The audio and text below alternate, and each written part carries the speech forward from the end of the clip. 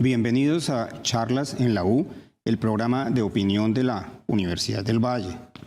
Nuestro invitado de hoy es una persona a la cual le podríamos atribuir el título de rescatista, porque su trabajo ha sido rescatar valores culturales olvidados que han sido importantes en la construcción de la nacionalidad y que es mucho más importante revivirlos ahora. Se trata del profesor Darío Henao Restrepo, quien es el decano de la Facultad de Humanidades de la Universidad del Valle. El profesor Darío Henao estudió una licenciatura en Letras en la Universidad del Valle y un magíster y un doctorado en estudios hispanoamericanos en la Universidad Estatal de Río de Janeiro.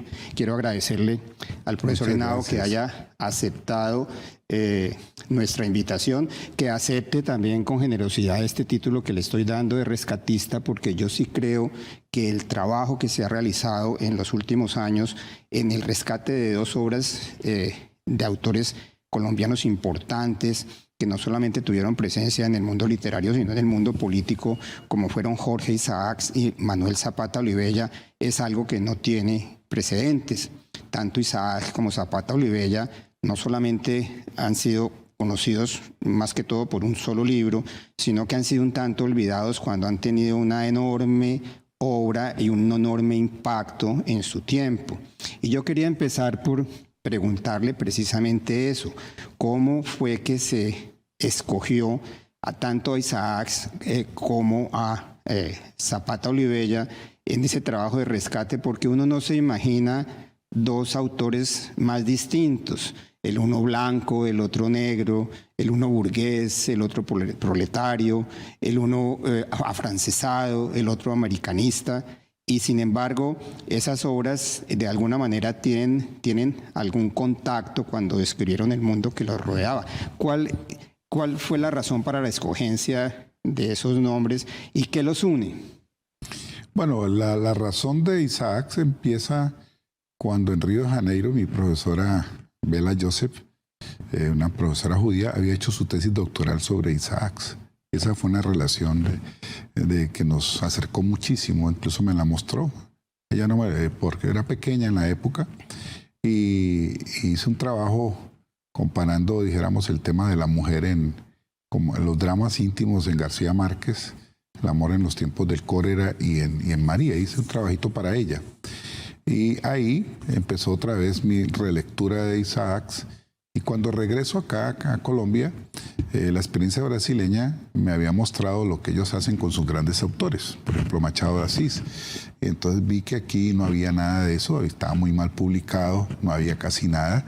Se lo conocía básicamente por su obra María, que se leyó y se tradujo a muchas lenguas, y por sus poesías un poco menos. Entonces empezamos a trabajar con unos seminarios, hicimos un simposio dedicado a Isaac, trajimos a María Teresa Cristina, la mayor experta en Jorge Isaac, y bueno, dio en este rescate tan importante de haber creado el Centro Virtual Isaac. Ahí están los 10 volúmenes de la obra completa de Isaac, no solamente la novela, está la poesía, está el teatro, está su obra pedagógica, están sus cartas, está la Revolución Radical en Antioquia, está todos sus trabajos en las tribus indígenas del Magdalena, cuando estuvo en la Comisión Coreográfica, está su obra periodística, su obra parlamentaria, o sea, muestran y la correspondencia con las figuras más importantes, no solo de Colombia, sino del continente en ese momento. ¿Y en el caso de Zapata Olivella resultó igualmente prolífico?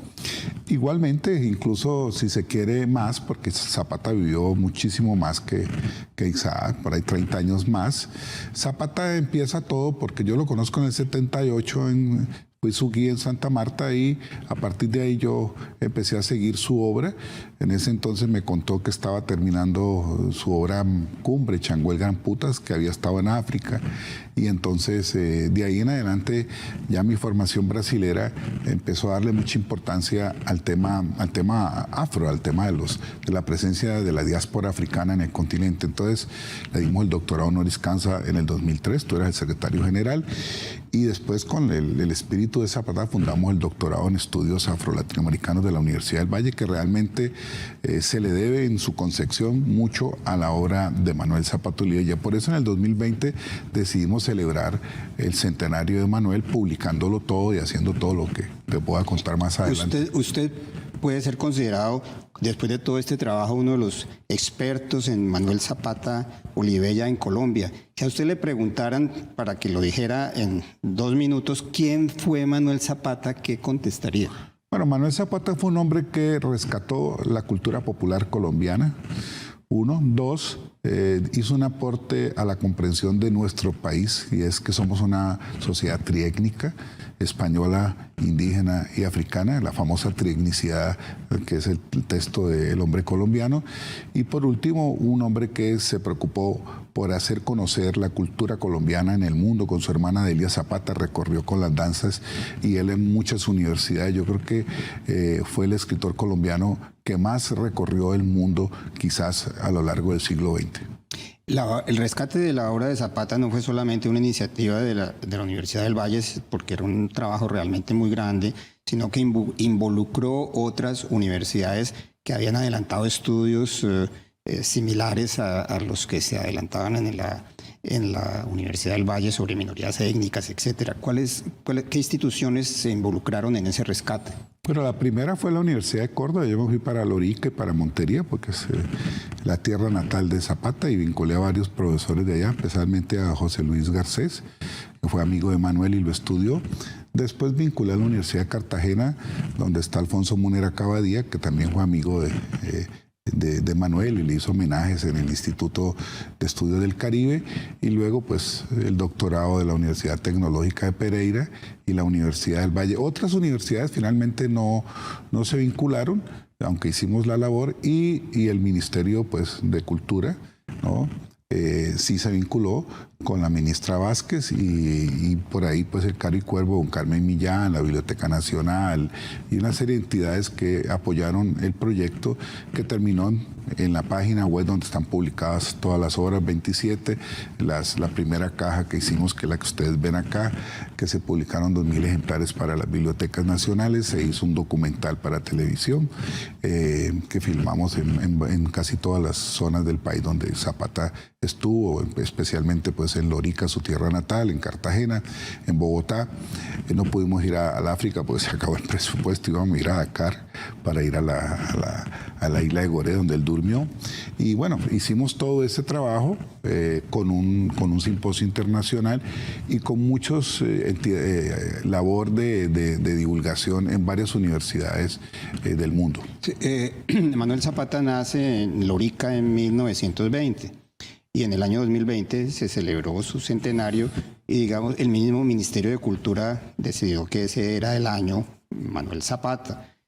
Muchas de las actividades a las que usted se refirió se realizaron ese año, pero luego del año 20, como eso trae una dinámica muy grande, ¿qué se ha venido haciendo para prolongar ese trabajo de rescate de esa obra? Bueno, se han hecho unos seminarios en algunas universidades brasileñas que hemos participado, en México, en la UNAM, en el Caribe. Ahora el año pasado estuvimos en la Cumbre Afro, que le dedicaron o homenajearon a Manuel Zapata, y hubo varias charlas sobre Manuel Zapata. En África, unas 5 o 6 universidades. Teníamos un seminario el año pasado, pero por la pandemia no se pudo, en Senegal.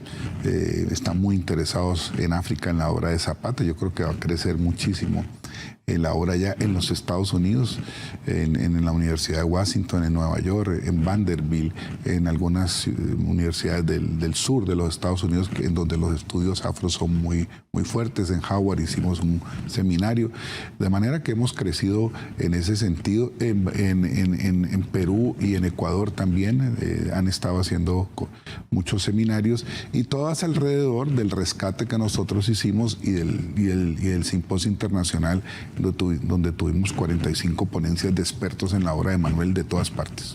Usted menciona mucho el tema universitario, de las muchas universidades que han participado, y me asalta la inquietud de que ese rescate ha sido principalmente un rescate académico. ¿O considera usted que después de todo lo que se ha hecho, el nombre de Manuel Zapata Olivella es un poco más conocido del grueso público? Bueno, Manuel fue conocido en los 60 y 70 por su labor de rescate de las danzas y por sus primeras novelas, Champacu Corral de Negros, En Chimá nace un santo, sus cuentos.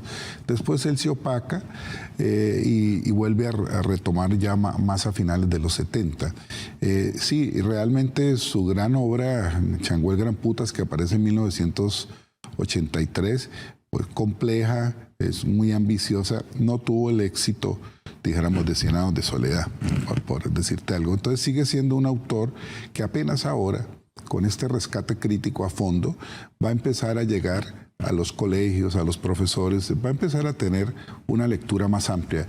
Creo que es lo que está pasando ahora en los colegios, porque ya no hay disculpa, la obra se puede bajar en el Centro Virtual Isaac, en la página del Ministerio, en la página de la Biblioteca Nacional, en la página del Caro y Cuervo. Hace rato superamos las 200.000 descargas. Como que ese es un horizonte de lectura y de recepción que se está abriendo con este trabajo que hicimos con el año Zapato Olivella en el 2020. Hablemos un poco de Changó. Changó es un libro que fue publicado en 1982, o sea, no es un libro que es reciente. Precisamente por su complejidad no fue un libro muy conocido. El Changó es una especie de recopilación de libros. Son como 5 novelas distintas en una, que empiezan con una relación que él hace de la mitología africana, que conlleva lo que él llama la maldición de Changó, que es una especie de maldición sobre los pueblos yoruba del África que llevaron al éxodo tremendo de la esclavitud. Y luego le mezcla toda clase de cosas, la rebelión negra en Haití, la lucha por los derechos civiles en Estados Unidos, la independencia colombiana. O sea, empieza en África en el siglo XVI y termina con Malcolm X en el siglo XX. Cuando es asesinado Malcolm X, que hay una gran ceremonia alrededor usted que es un crítico literario, ¿cómo ve ese conjunto de esa obra que para mí personalmente es muy difícil de leer? Bueno, esa es de las obras complejas que existen en toda literatura. La Divina Comedia es difícil de leer. El Quijote, yo que lo he enseñado toda mi vida, no lo lee la gente completa, sino que tienen una serie de episodios que son los que han quedado en el inconsciente cultural. Y obviamente en las escuelas, en los colegios, nadie hace la lectura completa. Con el caso de Changó sucede lo mismo.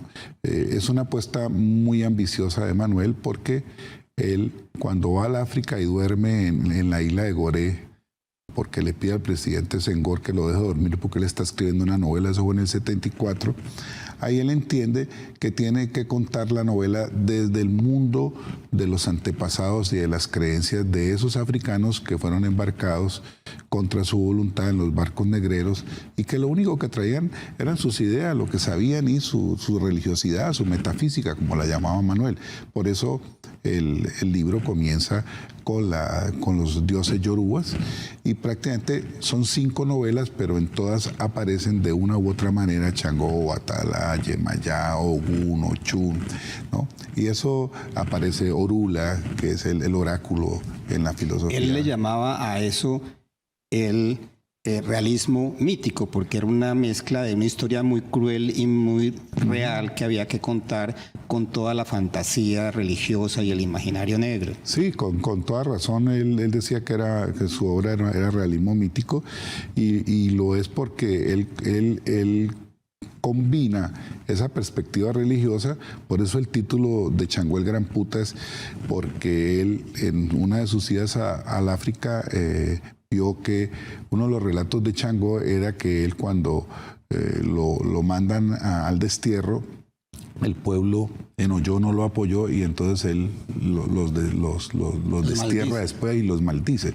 Entonces él utiliza ese evento mítico para explicar un poco también la diáspora africana. Changó los maldice, pero al mismo tiempo en la novela los está apoyando para que alcancen su libertad. La novela termina en el entierro de Malcolm X y el gran reclamo final que le hace Changó a los afroamericanos, a todos los de la diáspora es: se están demorando para alcanzar la libertad.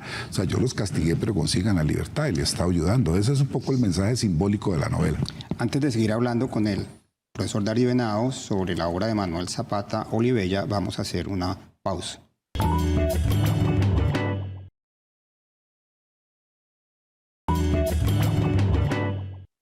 Continuamos en Charlas en la U con la entrevista que estamos haciendo con el decano de la Facultad de Humanidades de la Universidad del Valle, el profesor Darío Henao, sobre la obra de Manuel Zapata Olivella. Hay algo curioso en los ancestros familiares de Manuel Zapata, y es que él es producto de un gran mestizaje.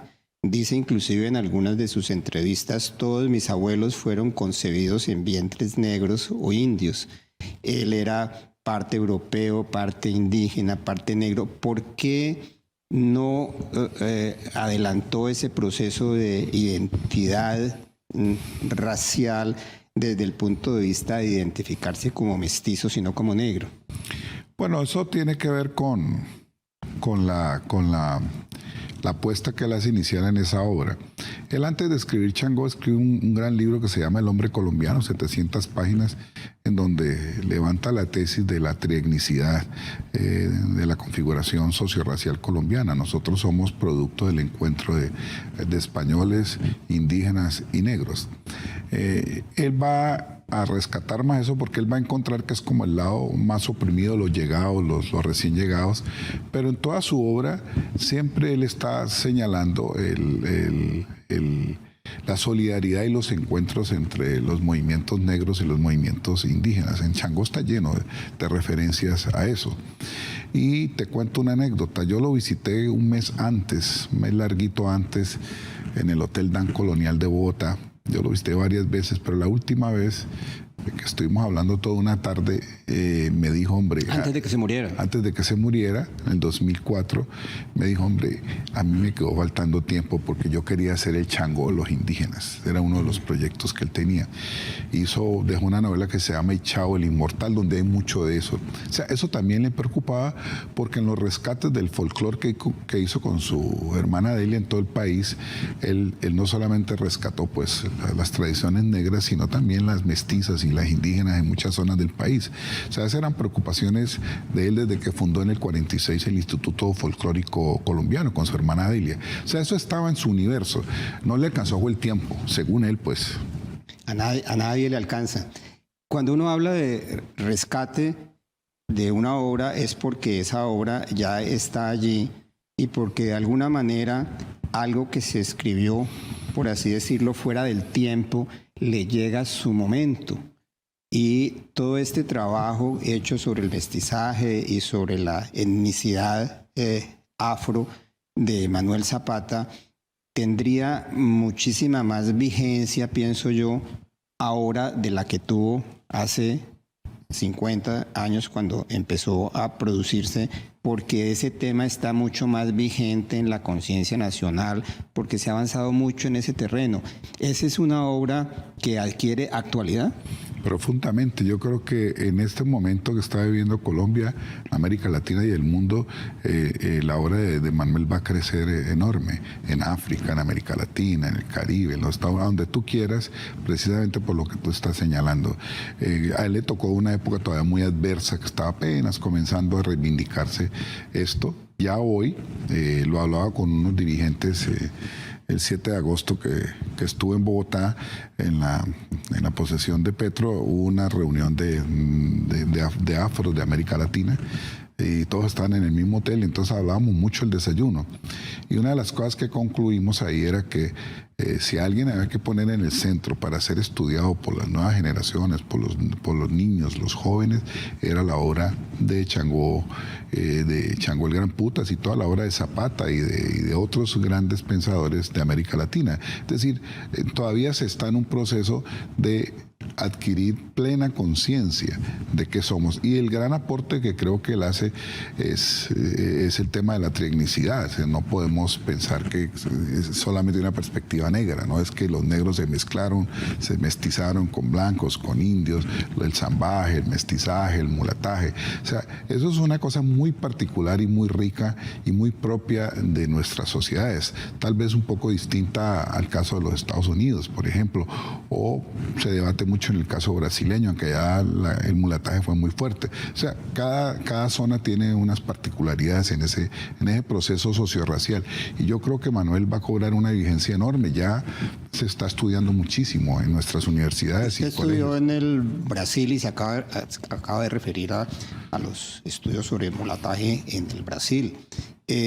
¿Existe una figura o unas figuras brasileras equivalentes a lo que significa Manuel Zapata en la literatura colombiana?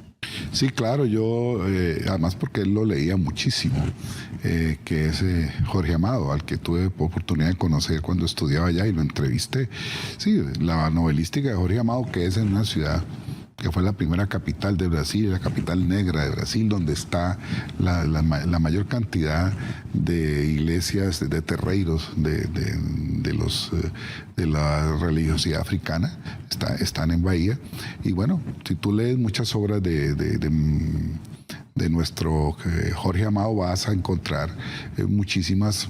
Manuel lo ha conocido en el 52 en China, y habíamos hablado bastante de Zapata, por supuesto. Y por supuesto una obra que lo influenció mucho a él y a todos en América Latina fue la obra Casa Grande y Senzala de Gilberto Freire, que es el estudio en el mundo de los ingenios del relacionamiento entre negros y portugueses. Amado y Freire mestizos. Sí, mestizos, exactamente, que estuvieron en los mismos movimientos de la década del 30 y 40 por la afirmación de la identidad brasileña, que en esa época se llamó el regionalismo brasileño, que era mirar hacia adentro de sus regiones. Y en el resto de América Latina y el Caribe, ¿hay casos similares? Se me ocurre, por ejemplo, Haití sí, claro. o en general, o la misma Cuba. Sí, en Cuba hay cantidades de escritores, por supuesto, y está la obra Cimera de Fernando Ortiz, un antropólogo y sociólogo que hizo un trabajo que influenció mucho a Ma. Está, por ejemplo, M.S. Ser, está la obra de Edouard Glissant, los novelistas, hay cantidades, pues, está Carpentier, que de eso se ocupó, lo del llamado afrocubanismo de los años 30 y 40, ¿no? Una obra como El reino de este mundo está ahí. Sí, en eso. Uno lo lleva a mencionar a usted a Amado y a Carpentier, que fueron escritores realmente famosos internacionalmente, y le da a uno la impresión de que tuvieron más suerte que Zapata en su mundo literario. Sí, uno de los amigos más cercanos a Zapata me decía que él se resentía un poco de eso, porque él le puso en buena parte de su vida mucho énfasis a su labor de divulgación, a su labor de folclore y tal, y a su obra literaria realmente le va a hacer énfasis, sobre todo en la última fase de su vida. Entonces, eso tuvo mucho que ver con eso. Eso es un lado. El otro lado es que, obviamente, a Zapata, que fue amigo personal de Gabo y le ayudó mucho joven, porque él le llevaba 7 años a Gabo, él fue el que lo llevó a conocer el vallenato, Escalona, lo llevan a Clemente Manuel Zavala, el Universal. A él le tocó un fenómeno muy, muy, muy complicado, y es ese auge tan arrasador de García Márquez, que otra figura opacó a todo el mundo. Opacó a todo el mundo, que eso sucede en el mundo editorial, por un lado, y por otro lado, porque la apuesta de García Márquez, un genio de la literatura, pues está hecha. Cien años de soledad, el código de la trama de Cien años de soledad es la Biblia. Y eso todo es conocido para nosotros. En cambio, la apuesta de Manuel, sobre todo en Changó, que era la obra que él aspiraba, está hecha en base a la religión yoruba, cosa muy desconocida para nosotros, lo que hace para todo lector muy difícil. Yo, que llevo 20 años enseñando la obra, lo primero que yo hago es mostrarles a mis estudiantes en qué consiste la filosofía bantú, la religiosidad y la cosmogonía yoruba. Entendiendo eso, entran a la novela muy fácil. La novela novela es una novela gigantesca, pues de 700 páginas, pero aquí sobre la mesa están muchos de los libros, otros más delgados que escribió sobre distintos temas. Hay otro libro que la Universidad del Valle acaba de rescatar, por así decirlo, que es El hombre colombiano, que también es otro libro de 700 páginas. ¿Ese libro en qué consiste? Bueno, ese libro responde a la pregunta ¿quiénes somos los colombianos? Y entonces la primera parte está dedicada a lo que recibimos de los españoles. Nosotros no recibimos unos españoles puros, los españoles ya venían mezclados, habían estado los moros, habían estado los romanos. Entonces traemos ya venía una mezcla. Llegan aquí y muestra entonces cómo las culturas aborígenes también tenían distintas variantes, entonces muestra todo eso. Y eso se acaba de completar con los africanos que no llegan de una misma región, llegan de distintas regiones, de distintas etnias, de distintas culturas. De manera que eso acá se juntó y generó una nueva identidad sociorracial muy compleja y muy rica, a la que Manuel le daba un valor de creatividad extraordinaria. Ahí esa es la ruptura que tiene, dijéramos, con las explicaciones anteriores a los años 50, que veían eso como algo negativo. Manuel veía ese proceso como algo extraordinario, algo positivo. En eso él era bolivariano. Que es como se está viendo ahora. Como se está viendo ahora. Bolívar decía, somos un nuevo género humano, déjenos hacer las cosas como nosotros estamos ya construyendo, etcétera. En eso Manuel era muy bolivariano. Y ese es como el gran aporte. El libro es bellísimo porque él, al final, muestra región por región cómo se dio ese proceso en Antioquia. Es como un libro de conferencias o de ensayos. Es un libro de ensayos que él completó, sí. Se publicó en el 74 por una edición del INCORE. Se han hecho 2 o 3 ediciones muy pequeñas. Realmente la que nosotros hicimos, rescatamos todo y hasta los dibujos. Todavía el profesor de la Nacional que le ayudó a hacer todos los croquis y dibujos vivió y nos dio los originales. De manera que yo creo que estamos rescatando un libro que es fundamental y que el profesor Múnera y Luis Carlos Castillo, con el que hicimos este trabajo, pues estamos convencidos que ningún intelectual colombiano en el siglo XX escribió un libro equiparable a ese, El hombre colombiano. Es muy grato para mí registrar pues la publicación de este libro, El hombre colombiano, e informar a la gente sobre ese trabajo enorme que está en las librerías y está en la red sobre la obra de Manuel Zapata Olivella, que es un personaje que nosotros, los colombianos de hoy, deberíamos conocer mejor. Yo quiero agradecerle al profesor Henao que nos haya acompañado en este programa de Charlas en la U e invitarlos a una próxima emisión. Muchas gracias.